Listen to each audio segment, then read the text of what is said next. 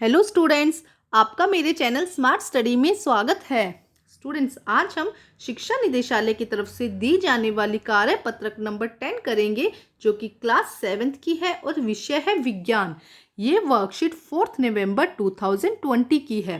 तो आइए शुरू करते हैं आज की वर्कशीट शुरू करने से पहले प्लीज़ मेरे चैनल को सब्सक्राइब कर दीजिए। तो आइए देखते हैं आज की वर्कशीट, प्रकाश संश्लेषण। देखिए क्या कहा गया बेटा वर्कशीट में, स्व पोषण। पोषण की विधि जिसमें जीव अपना भोजन स्वयं तैयार करता है उसे स्व पोषण कहते हैं। हमने पिछली वर्कशीट में बेटा स्व पोषण के बारे में पढ़ा था, स्व पोषण और विषम पोषण के बारे में। तो हमने देखा था कि पोषण की वह विधि जिसमें जीव अपना भोजन स्वयं तैयार करता है उसे हम स्व पोषण कहते हैं। उदाहरण के लिए हरे पौधे स्व पोषण करते हैं। तो देखो क्या होता है, अब हम जो खाना खाते हैं हम तो खुद प्रिपेयर नहीं करते, हम उसको पकाते हैं, लेकिन हमारे लिए बनाता कौन है? प्लांट्स बनाता है। हम प्लांट से बना हुआ भोजन, चाहे वो उसकी लीव्स हो या उसका फ्रूट्स हो, तो हम वो खाते हैं। लेकिन प्लांट्स क्या करते हैं? अपना भोजन खुद बनाते हैं, तो उसे हम क्या कहते हैं? स्व पोषण विधि। परंतु वे ऐसा किस तरह करते हैं भाई? अगर हम भी धूप के सामने खड़े हो जाते हैं तो हम अपना भोजन नहीं बना पाते, लेकिन प्लांट क्या करते हैं? धूप मिलने पर अपना भोजन खुद बनाते हैं। तो आइए समझते हैं कि किस तरह। पत्तियां पादप की खाद्य फैक्ट्री होती है। पत्तियों में खाद्य का निर्माण, पादपों में खाद्य का निर्माण पत्तियों द्वारा होता है। अब तो देखो पत्तियां क्या होती है, जो प्लांट्स के पास, आपने देखा होगा कि हर प्लांट्स के पास क्या होती है? पत्तियां होती है।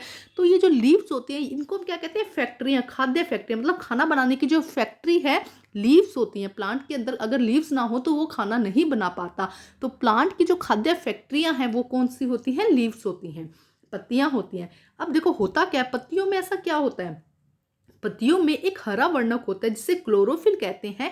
यह सूर्य के प्रकाश की ऊर्जा का संग्रहण करने में पत्ती की सहायता करता है। तो देखो जैसे कि ये पत्ती है, ये एक पत्ती है, तो यहाँ पे क्या होता है? पत्ती के अंदर क्या होता है? क्लोरोफिल होता है। जब सूर्य का प्रकाश इसके ऊपर गिरता है तो पत्ती को खाना बनाने में सहायता मिलती है।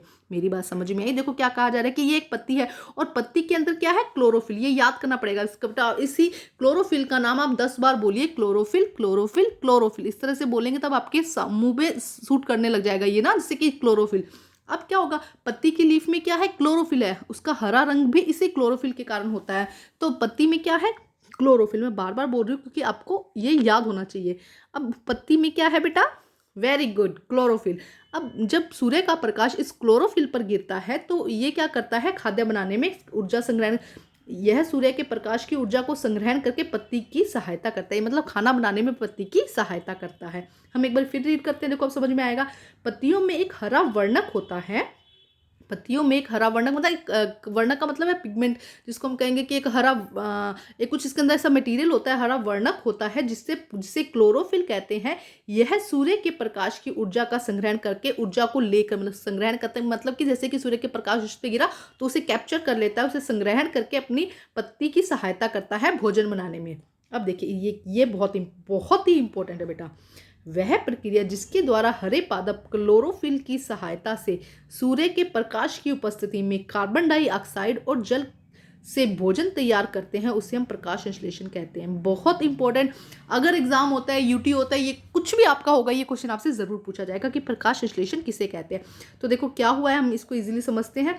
यहाँ पे हमारा क्लोरोफिल है, ये हमारा इसके अंदर क्लोरोफिल है, ठीक है। अब यहाँ से सूर्य का प्रकाश इसके अंदर गिरा, ठीक है। अब यहाँ पे क्या है? बहुत सारा कार्बन डाइऑक्साइड भी है, CO2 हम कहते हैं कार्बन डाइऑक्साइड को, ठीक है। और क्या है? प्लांट यहाँ से अपनी जड़ों से क्या लेता है? पानी ले लेता है जड़ों से। तो यहाँ से इसने क्या लिया? पानी लिया, यहाँ से कार्बन डाइऑक्साइड ली, और ये सूर्य का प्रकाश। जब ये तीनों चीजें मिल गई तो भोजन, जो पादप है वो अपना भोजन तैयार कर लेते हैं। एक बार रीड फिर करते हैं बेटा इसको, देखो। वह प्रक्रिया जिसके द्वारा हरे पादप क्लोरोफिल की सहायता से, लीफ के अंदर क्लोरोफिल की सहायता से सूर्य के प्रकाश की उपस्थिति में कार्बन डाइऑक्साइड और जल से भोजन तैयार करते हैं उसे हम प्रकाश संश्लेषण कहते हैं, ठीक है। आगे देखिए। अब हवा में कार्बन डाइऑक्साइड पत्तियों की सतह पर, अब देखो मैंने ये बात करी, ये देखो ये मैंने बात करी ना कि यहाँ से क्या होगा? इसकी लीफ की सरफेस है, जो सतह है, वहाँ पे क्या सूर्य का प्रकाश तो हर जगह गिरता है, ठीक है। सूर्य का प्रकाश गिरा और क्लोरोफिल ने कैप्चर कर दिया। जो क्लोरोफिल है उसके पास में ऐसे मान लो कि कैचिंग पावर होती है, वो उसको कैच कर लेता है। लेकिन जो कार्बन डाइऑक्साइड है वो तो क्या है? हमारे एटमॉस्फेयर में, हमारे वातावरण में है। अब इसके लिए क्या होता है? जो लीव्स होती है उसके पास यहाँ पर छोटे छोटे छेद होते हैं, हमें नहीं दिखाई देते, बहुत माइक्रोस्पोर मतलब बहुत ज़्यादा छोटे होते हैं। अब CO2 क्या करती है, इन छोटे छोटे छेदों के द्वारा लीफ के अंदर पहुंच जाती है और इस क्लोरोफिल के पास जाकर ये अपना खाना बनाने का काम करता है। अब देखिए क्या लिखा है, हवा से कार्बन डाइऑक्साइड पत्तियों की सतह पर मौजूद छोटे छिद्रों के माध्यम से लिया जाता है। अब CO2 कहाँ से ली जाएगी, छोटे छोटे छिद्रों के माध्यम से। इन छिद्रों को हम रंध्र या स्टोमेटा कहते हैं।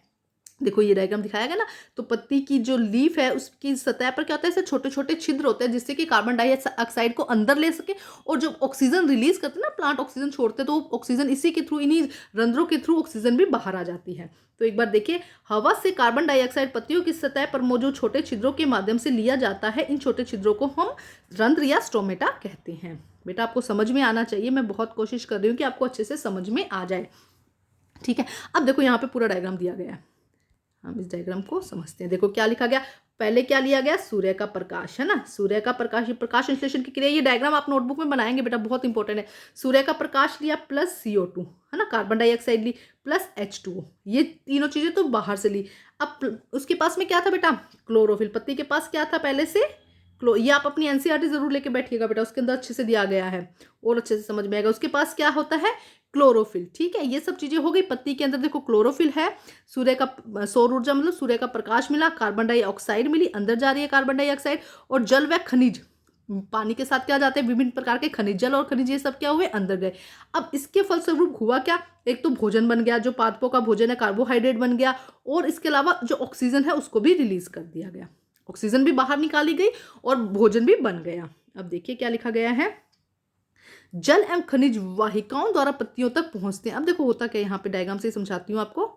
देखो यहाँ पे क्या था, मिट्टी है, मिट्टी के अंदर पौधे लगे हुए हैं, और जब हम पौधों में पानी देते हैं या जो जमीन का पानी है, पौधे जब यहाँ जड़ों द्वारा उसको खींचते हैं तो यहाँ पे छोटी छोटी नलिकाएं होती है जिसको हम वाहिकाएं कहते हैं, जिसके द्वारा क्या होता है, ये पूरे पौधों तक पहुंच जाता है। यहाँ से पानी ऊपर खींचा गया और ये पूरे पौधों तक पहुंच जाता है। सिर्फ जल नहीं पहुंचता, जल के साथ जितने अन्य खनिज लवण भी होते हैं, जल एवं अन्य खनिज लवण वाहिकाओं द्वारा पत्तियों तक पहुंचाया जाता है, जो नली के समान पादप में फैली रहती हैं। ठीक है, अब आगे देखिए, पत्तियों द्वारा सौर ऊर्जा संग्रहित की जाती है तथा पादप में खाद्य रूप में संचित हो जाती है। अतः सूर्य सभी जीवित जीवों के लिए ऊर्जा का अंतिम स्रोत है। सोचो अगर सूर्य ही नहीं होगा तो क्या होगा, सूर्य नहीं होगा तो कोई भी ग्रीन जो प्लांट है वो खाना नहीं बना पाएगा। जब वो खाना नहीं बना पाएगा तो उसके ऊपर जितने भी निर्भर हैं, जैसे कि हम या जितने भी एनिमल निर्भर है, वो क्या करेंगे, जिंदा नहीं रह पाएंगे, तो फाइनली क्या हो जाएगा, सबकी डेथ हो जाएगी। तो इसीलिए प्लांट क्या है, ऊर्जा का अंतिम स्रोत है। नेक्स्ट देखिए, अब हम इसके करते हैं क्वेश्चन आंसर। तो देखिए क्वेश्चन आंसर फर्स्ट क्या है बेटा, फर्स्ट क्वेश्चन आंसर देखिए, प्रकाश संश्लेषण किसे कहते हैं। तो बहुत अच्छे से बेटा मैंने अभी आपको समझाया है, सिर्फ आपको अंडरलाइन करवा दूंगी इसका। तो ये है आपका फर्स्ट क्वेश्चन का आंसर कि प्रकाश संश्लेषण किसे कहते हैं। रंध्र से आप क्या समझते हैं बेटा, मैंने अभी आपको समझाया है बहुत अच्छे से। तो ये है आपके सेकंड क्वेश्चन का आंसर। नंबर थर्ड, सूर्य ऊर्जा का चरम स्रोत है, कैसे स्पष्ट कीजिए। तो ये है आपके थर्ड क्वेश्चन का आंसर। पत्तियों द्वारा सौर ऊर्जा संग्रहित की जाती है तथा पादप में खाद्य रूप में संचित हो जाती है। अतः सूर्य सभी जीवों के लिए ऊर्जा का अंतिम स्रोत है। ठीक है स्टूडेंट, 3 क्वेश्चन तो हमारे यहीं से हो गए। नेक्स्ट देखते हैं क्वेश्चन नंबर 4। पत्तियां पादप की खाद्य फैक्ट्रियां हैं। क्या है बेटा, अभी हमने देखा था ना कि जैसे कि अगर हमारी कोई फैक्ट्री ना होगी तो हम कोई भी चीज़ कैसे बनाएंगे। तो खाना बनाने की फैक्ट्री कौन सी है, पौधों के लिए खाना बनाने की फैक्ट्री उनकी पत्तियां हैं। तो पत्तियां पादप की खाद्य फैक्ट्रियां हैं।